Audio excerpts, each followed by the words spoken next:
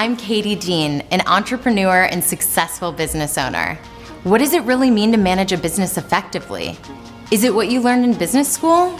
The latest and greatest gimmicks online? I'm on a mission to talk to successful entrepreneurs from around the world about the system they've used to boom their businesses in a wide variety of industries. Welcome to EMA Evolutionaries, Success at Work. Sabri and Jeff, thank you so much for being here. I want to have you guys start out by telling us a little bit about you and your business. The name of the business is MGE. We are a management training and coaching company, provide business education for healthcare professionals, primarily dentists. And the reason behind this, a lot of people don't think of this as a need necessarily, but in a lot of cases, doctors, when they get out of school, are trained how to be a doctor. They end up going into business and they have no idea how to run a business. So they run into problems hiring staff, or they have to learn how to market all of a sudden, manage their finances, things like this. So that's what we teach them how to do. Wow. And we've been around since the business was started by my family back in the early 90s. I've run it since 1998. We've expanded, I think since 98, we've probably 5 or 6x'd. And we have clients in 48 of the U.S. states. Actually, I think it's 49 now. Yes. We got one in Hawaii. We got one in Hawaii. We have clients. We got one. We have clients in the European Union. We have clients in Canada. A lot of Canada. We actually have a large portion of the Canadian market. And then we started a sister company with a friend down in South America in Colombia called MGE Latin America that trains dentists, from Mexico South. So, yeah.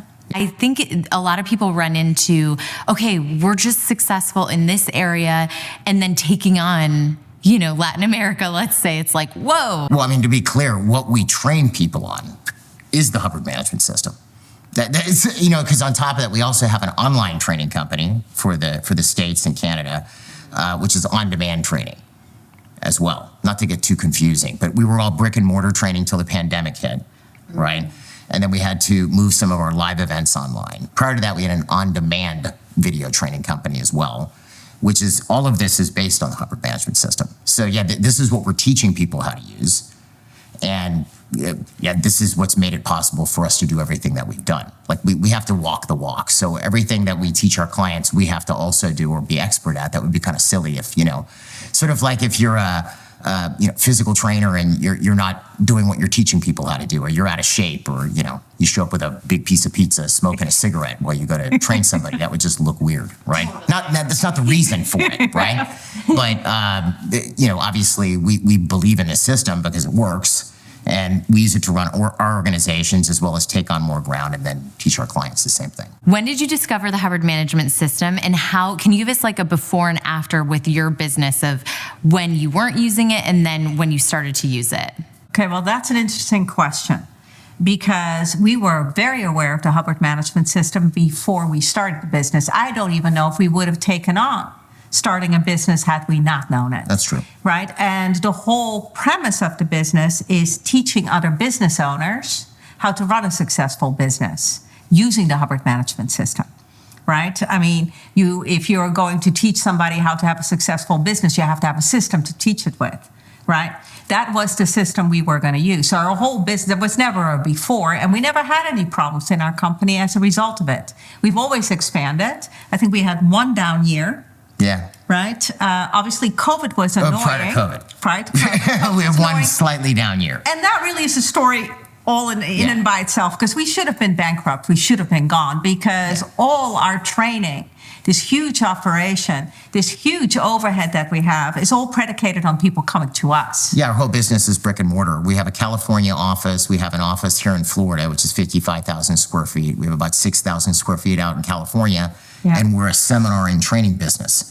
People fly in from all over the U.S. and Canada to our business. So it's travel-based and mass gathering-based.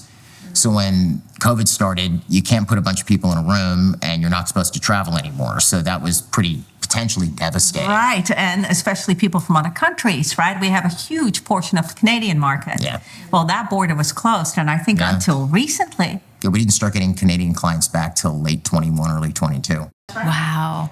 Okay, so let's dive into that a little bit. Sure. So you, like you said, you suddenly could not have anybody come into your business anymore. I can give you a timeline. Yeah. And I'm going to give him a little bit of credit for this one, right? So, or a lot of credit for this one. So in January of 20, right, my father passed. And we had to go for the funeral. But In the Netherlands. I'm from Europe. So we had to go to Europe. We had to go to Holland to attend the funeral. And as we're going there, we are seeing all these strange indicators and all People these with masks strange... on planes and Right. And we're like, what is going on here?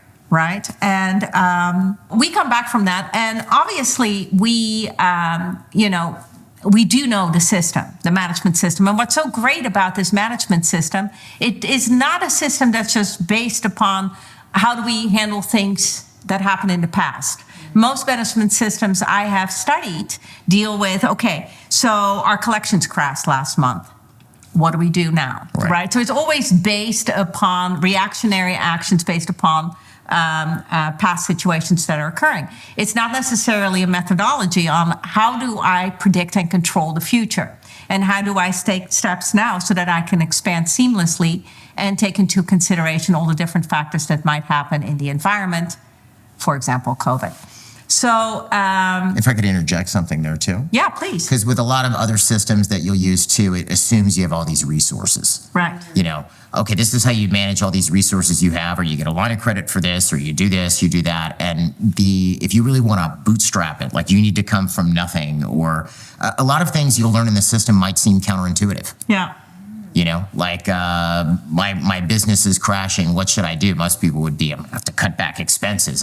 Which you will have to also. Sure. But that's probably not the first thing you're going to do using the Hubbard Management System. Normally, if things are dropping off or you see there is going to be financial problems, you're actually going to focus more on promotion. Yeah. But yeah, that would be what you would do first. As opposed to let me go cut everything back. See, governments do this or companies do this. Things are going horribly, so let's cut employees. Yeah. Which you might need to. You might have some people there that aren't working very well and they need to be cut. But there are things you should be doing in order to resolve that situation. So yeah, just to interject on that. No, it's totally fine. So. But that's why with other systems that's what you might find. Totally. Sure. Yeah. So what ended up happening is in February we started preparing for COVID. In February we started preparing to move everything online, and that was really him going. Let's move it all. Let's prepare for this, and really applying the correct formulas. And again, you're taught in the system. Yeah, in this system, you're preparing for, like we were looking at potentially, and we did not even assume worst case scenario. Oh, wow. But, we planned for what in our mind was a disaster and got prepared just in case, thinking, okay, it'll be, here comes the wave and we've got all the hatches battened down and we're all good, so we're going to be fine. So we were prepared to deliver online by mid-Feb.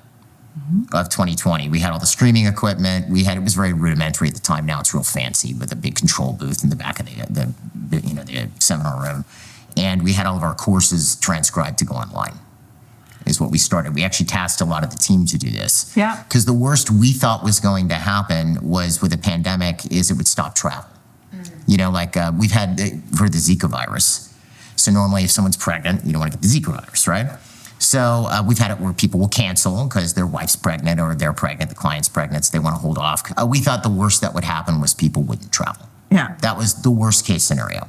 And we saw it start to happen because we see an average at the time, we have about an average of 12 to 14,000 people a year participate in our training services. Right. So we'll have, on an average week, we'll have 189, 200 people showing up in our Florida and California offices for training services. It was all in person at the time. So I think it was the first week of March, big seminar. We were already prepared to stream. Second week, we start getting cancellations. We get 150 cancellations. Next week, we get 300 or 400 cancellations. And then we're streaming our first seminar. And then I think that was when there was the first first CDC announcement in Florida, you had to limit to 200 people in a room. So I thought, okay, that fits some of our seminars. The next day it went to 50. The next day it went to 10. That's how quickly it ramped down. You remember how it was. Well, actually, it was within 4 days. Sorry, there was another day in between there. So we went in on a Monday. We normally work Tuesday through Saturday. I made a video for the client base because then where it got worse is our clients started getting shut down. Right. So you look at the average doctor or dentist, they've got a practice, they've got $700,000-$800,000 in loans potentially. They're like, how am I going to pay my loans? I can only see emergency patients now. I've been told to shut down. and the guidance that was being given by a lot of different states, because the guidance came from the state in some cases, was really bad. Florida was not too bad, but like in the state of Virginia, Yeah. a client pointed out to me if they followed the guidance from the dental board, which They came would from the lose their governor, license. they would be considered abandonment. Yeah. Yeah, Yeah. it was, you remember, it was just a mess. So we thought, worst that's going to happen, we're going to have to deliver online for a while. But instead it was, we have to deliver online for a while, and oh, your clients are now unemployed. So what we did was, again, using, this is all, like all of the things I'm telling you, like when we say, well, we did this, this is all based off of information from the Hubbard Management System, specific articles or references, right? Where Mr. Hubbard says, do this, do this, do this, do this. We basically, there's 5 or 6 points we went over from a specific article called Standard Admin, short for administration. And we went over those points, and Sabri and I divvied up different areas of the organization that we had to go sort out based on this checklist of items. Yeah. And we started sorting out the organization. Sort out the finances. We did let a few newer employees go that we hired in the last week or two. Yeah. Because we didn't downsize, but we had to economize. Makes sense. Yeah. Yeah. And then we, because our clients were now in a bad way. That really was the biggest problem for us. We were okay because we'd been following the system. Right. So we had reserves. We were going to weather this storm, Yeah. regardless of what happened. And the fact that we went online and things like that just made it much easier, right? The bigger problem was we had hundreds and hundreds of clients that were not prepared for anything like this to happen. They did not have reserves. They had these huge payments due. They did not have any ability to get through this without going bankrupt. And you can see that in the amount of dental practices that became available after COVID was insane. Huge. Yeah, a lot of people either just walked away from their practice or just retired. It was, but this is where, when you use this system, you don't have to be smart.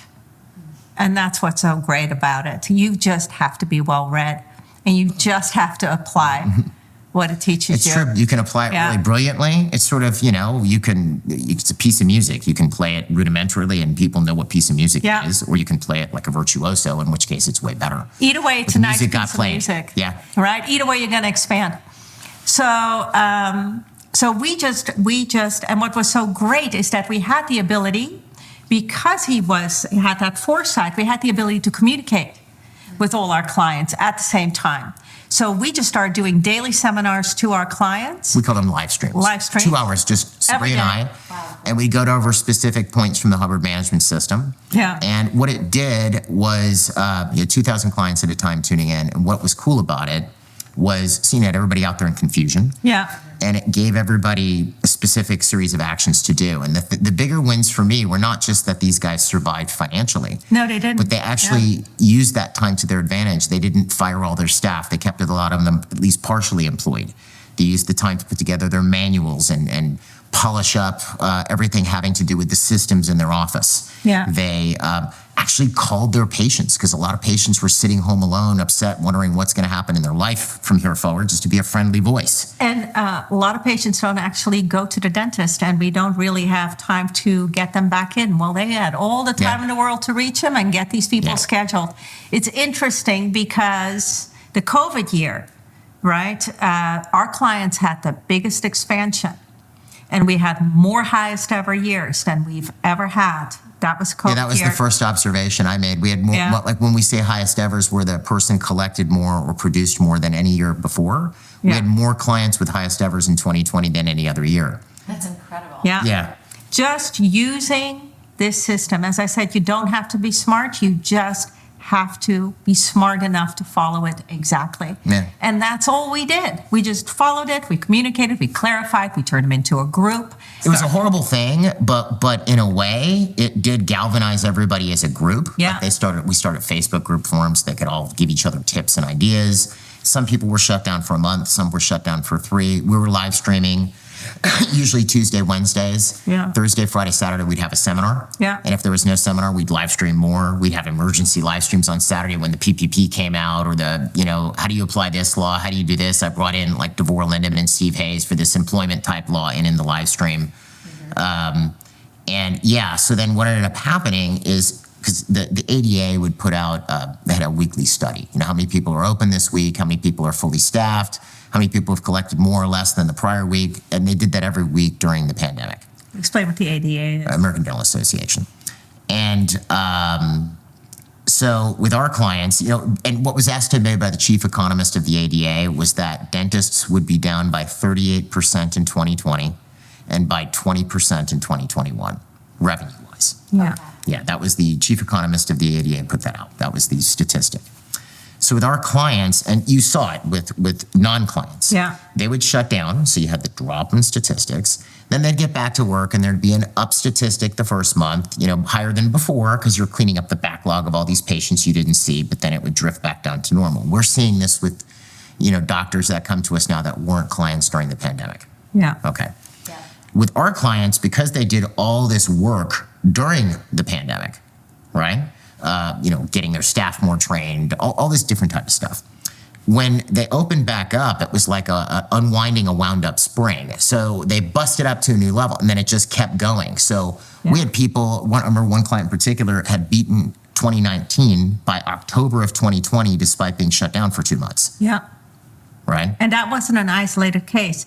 And We had more highest evers. I see more and have seen more new practices opening where they're taking on multiple dental practices than I've ever seen, because it got them in the right frame of mind too. You're saying it put them into like the exact administrative setting that they needed to be in to You know what it is, expand. Katie? You know what it was? They had the opportunity to distraction-free really understand this system. We never get that opportunity to teach it like this every day. And now you're going to do this, and this is how it applies, and this is the next step.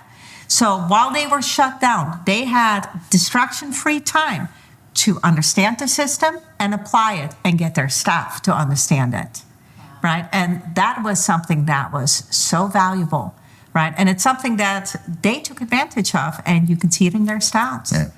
Well, and then when you're in a confusing situation, it's sometimes you wonder, like, what do I do next? Yeah. Right? So the one thing that was helpful is we used the system to give everybody, okay, this is what we're doing now, put them back in the driver's seat, right? And they were, I mean, we saw more highest evers. What's even cooler, though, than the numbers was, you know, a lot of docs at the time were able to see emergency patients during that period. Someone has a toothache. And what was happening was, because so many offices just shut down, you had people with nowhere to go. They're in pain, they have nowhere to go. So they started hitting up hospitals. Well, you remember during the pandemic, the last thing you want is people rolling into the hospital with a toothache in front of the COVID ward, right? So our clients stayed open. A lot of them stayed open for emergencies, promoted the fact that they were open for emergencies, which in the long term wasn't bad because they ended up with a lot more new patients as a result. Yeah. We had one client, he told this story, he had this 5-year-old come in severe pain, severe abscess, bad infection. His doctor shut down, no one's answering. They call a bunch of other doctors, can't reach him. They call his doctor wouldn't see him. So comes to our client's office, who happens to be open, gets this kid out of pain who couldn't sleep for 2 days. We had clients with patients showing up. There's something in it, you have this in medicine or dentistry, you'll have what's called an on-call doctor. So if you're a doctor and you go on vacation, you have someone who's on call for you. Okay, so if you have a toothache, they go see Dr. Smith. It's usually a friend of yours. Yeah. Okay. We had patients showing up at our clients' offices that were told that our client was the on-call doctor for dentists they had never met. Right. That's Because how screwy this all practice. It was so messed up. Yeah, I called the machine and said, you're the on-call doctor for Dr. Jones. Well, who's Dr. Jones? Right. Yeah. There's usually some kind of Usually you tell them, you're going to be my on-call doctor, Katie. I'm going to be off in the Bahamas for 2 weeks, right? That's usually how you do it. Oh my goodness. Yeah. So they had a best ever year in 2020, despite in some cases we had clients in New York City who were shut down for 3 months. Yeah. Florida was more like a month, other states 2 months. That was all the system. Mm-hmm. That was all the system. There's so many takeaways from that. The fact that you guys were so intuitive on as far as like, okay, something's coming, and you didn't just sit back and wait for it to happen, but per the Hubbard Management System, you actually got into action on, okay, we're going to weather this storm. And then you helped others do that. That's incredible. It was so gratifying. And you know what is even more gratifying? That we actually knew what to do. Right? Because lots of people want to help other people. I think if most people, if you ask them, would you rather suffer or would you rather watch somebody else suffer? I think most human beings would say, I will take the suffering. Sure. Right? So to watch people suffer, and these people are suffering, they're losing their businesses, right? They're losing their livelihoods, and be able to help them easily. Like, oh yeah, this is not a problem. For something that other people are literally losing their practices over was probably the best thing. Wow. Right? Yeah. I mean, So what a beautiful. wonderful thing. Well, and it's cool too, because the numbers are great, again. But again, so their teams stayed employed, which is great. Yeah. Right? It just was better for everybody's life, quality of life. Everything was better for everybody connected to it. The patients had someone to talk to. It was better all the way around. Yeah. I love it. So wonderful. And I guess that's where it end off on, like, because it was confusing. Yes. But again, the answers are in a book, and the book's right there, and you've been trained on it. So it's boom, you just pull it out, and there it is. Yeah. That's what makes it nice. Yeah. Yeah. Next, I want to talk to you guys about work-life balance because you're married. Yes. You also have kids. Yes. You're grandparents. You have your own business together. You run another company. There's so much going on. Right. So I want to know, how does the Hubbard Management System help you to actually thrive on all of the things that you're doing in life? I think what it does, the first thing that comes to mind, because that is such a broad question, Yeah, and it's there's like, so what doesn't many it good do? answers to that. Because as he said, what doesn't it do? Yeah. I mean, but the one thing that it does do, or the first answer that popped in my head, is control. Yeah. It gives you absolute control, not just of your business, the statistics, your personnel, right? But also your schedule, right? How your time is utilized, how other people's time that you work with is utilized, right? Because something like that we created, we're not doing by ourselves. There's lots of people involved in that, right? So how do you make that happy for everybody, right? How does everybody have a good life as a result of that so that the group stays together, right? And has a game, right? Because people don't want a dead-end job. They also want the opportunity to have a happy life. True. So, so all of that, the giving you the control, I think is what gave us the balance, right? It allowed me, and funnily enough, right? Ultimately, when you're running a business, you're dealing with people. That's the bottom line, right? A business involves running staff, and a business involves your customers. So when you're saying running a business, you're not just talking about how do I organize this like I'm organizing a pantry, right? The people, the things that you're organizing talk back. They're alive. Yeah. Right? So you have to be really, really good at communication. You have to be really good at okay, what type of person is this and how do I make that person productive? Or how do I deal with this person? Or how do I communicate with this person so that we're all on the same page? So those communication skills that you learn as part of the system, which are a big part of it, like how do I deal with people? I would say that's a huge part of it. They kind of bleed over into other areas of life because, I have to talk to him too when I come home, right? So it also, these things bleed into everything, the skills that you learn in the system. It taught us to communicate better. I mean, husbands and wives working together, how often does that happen without people killing each other, right? We see it all the time. Dentists come in, husband-wife teams, either two doctors or an office manager and a doctor, regardless. And they're very busy. I just ran into this today, right? That's why I was late for this interview. I was handling that they're busy killing each other, brand new people. But you know what's right? funny, if I could just interject there? Yes. How many divorces in over 20 years of doing this? 4. Yeah. I mean, I actually know. We have had. Yeah. Not You know, we 4? haven't been divorced, but No. yeah. But like we can count them on our hands. Yeah, the amount of divorces that we've had in our client base, the thousands of clients we've seen, how many was it? 4 or 6? I know of 6. 6. Let's just say it's ridiculously small. Yeah. right? Why? Because these things break apart because the communication is bad. It's usually not that people are bad. Usually you're going to find out that you're marrying the right person, hopefully before you marry him. Usually you have a clue that you're marrying the wrong person, like this person is not a nice human being, right? From there, you're totally in love, everything's great, and then suddenly this person turns into a terrible young human being. No, it usually has something to do with your communication skills. So sorting these things out, right? And even though we don't do marriage counseling, we teach them communication skills so they can deal with their patients and their staff. Well, that obviously makes their marriage stronger. It made our marriage stronger, right? I have a great relationship with my children. They're more my friends than they are my children. My grandbaby is 20 months old, but she's not doing a lot of talking yet. But he's talking up pretty good. He's learning. He's getting there. Anyway, the bottom line is, right, like how do you balance this? This was your original question. I went way off the beam. It teaches you communication and control. I think I'd add to that too. And it's not like, let me give you a concept, and it's not even something that we think about per se, but like one of the things we learn is how to organize a business and do proper division of labor. Yeah. Okay. Like we might call it, Mr. Hubbard refers to it as a hat, like a job. And that job has specific outcomes and products and statistics and a purpose and all of these different things, right? So if you look at it in life, people have different jobs. So I'm a dad, I'm a grandfather now, a husband, I'm also, a CEO, I'm all these different things, right? So where things tend to go wrong is you have a guy at work or a girl at work and they're being the executive or whatever job they have, and then they go home and they're acting like they're still on that job while they're at home. Like the stock trader is, he comes home and he's acting like he's still trading on the floor, big foul-mouthed or whatever with his wife. That doesn't fly, right?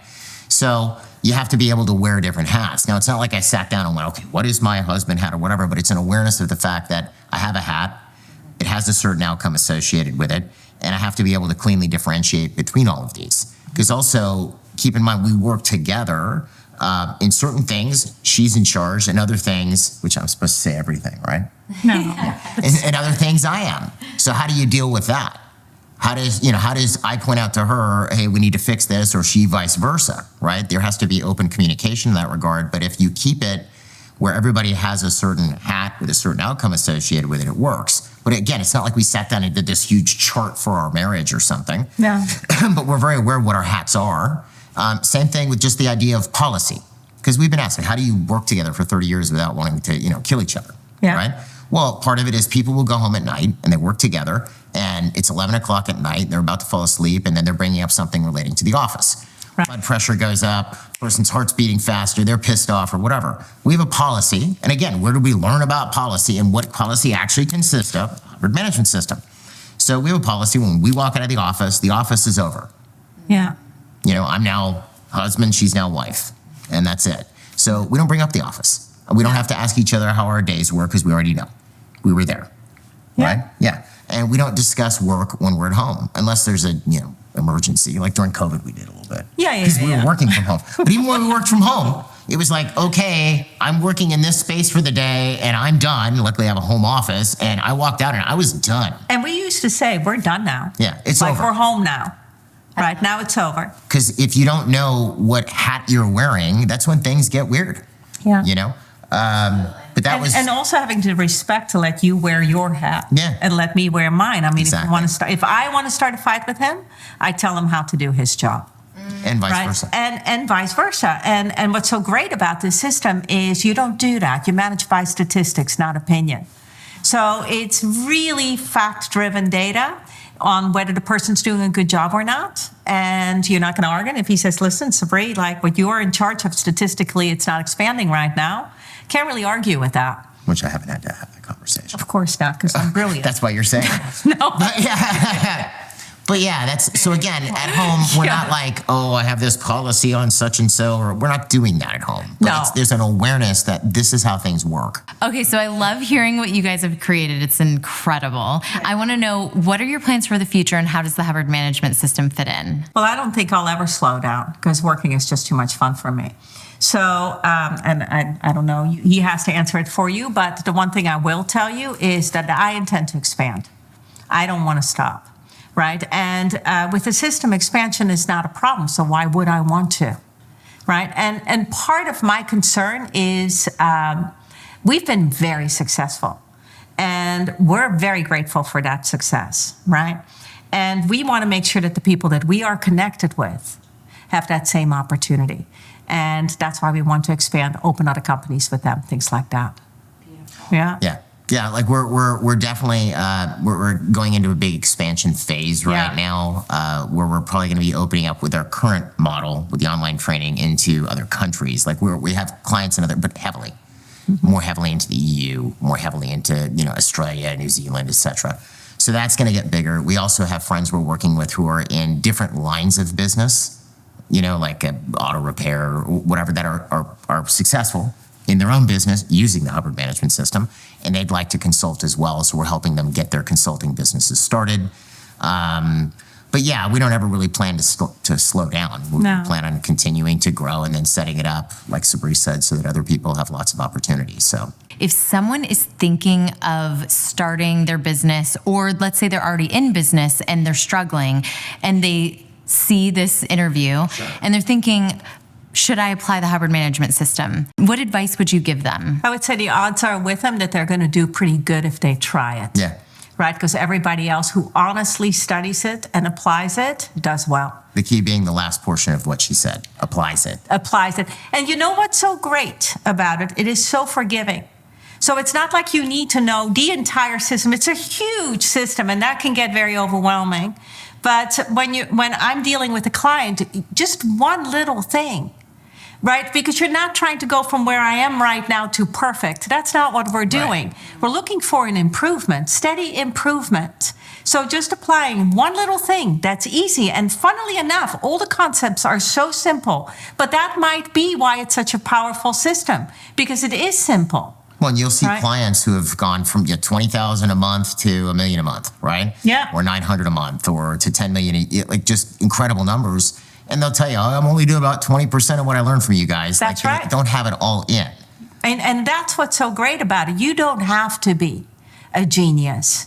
You don't have to live this 24/7. You just have to take certain pieces and implement them, but you do have to implement them. Yeah, it has to be applied. Right? It has to be applied, but you don't have to apply 20 things to get a tremendous result. One thing is usually plenty. Yeah, but right? I And then can't build stress on that that. enough, the application. Because, someone might look at something and then they'll have a hard time with it, this doesn't work, right? Mm-hmm. And this may sound like hubris, right? It's not my hubris, though. So Mr. Hubbard was an engineer, right? Among a number of other things. He was professional and master mariner, like, if you don't know about Mr. Hubbard, definitely find out. Like, extremely, extremely skilled in many different areas, and most published and read author on planet Earth. So yeah, incredible guy. But the way he designed the system, he's an engineer. So this is not just, I think it's a good idea if we do X. Because you learn a lot of systems and they're based off of like, oh, this is a cool way of doing it because I did it for me and it works. But More there's philosophy than a methodology. or it's just my ideas. You could have something that works for somebody because they're this really gregarious, outgoing, crazy person, whereas you give it to somebody else who's sort of mousy and it's not going to work. Yeah. Right? That isn't the Hubbard. It's a system. Okay, so it's things that you do this. Okay, when a statistic does this, do this, right? So it's a system, and it's like Sabri, it's very robust, it's very forgiving, but it's very exact. So it's one of these things where it's based off of laws. So Yeah. it works and this is why I said hubris, every single time if you apply it. So someone could look at that and go, I don't believe, it does. I don't care whether anybody believes that or not. It does 100%. If you applied it exactly, it works every single time because it's not an opinion. Okay, it's like dropping a rock and wondering if it's going to hit the ground. So that's all I would say is, definitely something I would do. Definitely learn about it and use it. Especially if you're having trouble in your business, what do you have to lose? Exactly. Right? Just try one thing and you'll have the same success everybody else does. Yeah. Thank you guys so much for doing this interview. I loved it, and I personally learned so much, and I'm so excited for people to see this. Tell everybody where they can find you and connect with your business. The name of the business is MGE. The website's mgeonline.com. Perfect. That's the easiest way. You just go to the info request page and hopefully we'll get the email. I think we do. Yeah. Someone will. Reach out. All right. Thank you so much. Awesome. Thank you, Katie. Thanks, Katie. Thanks for joining us for this episode of EMA Evolutionaries. Don't forget to subscribe to our channel to be the first to hear about new episodes. And for more information on this series and your local EMA, visit us online at emaevolutionaries.com.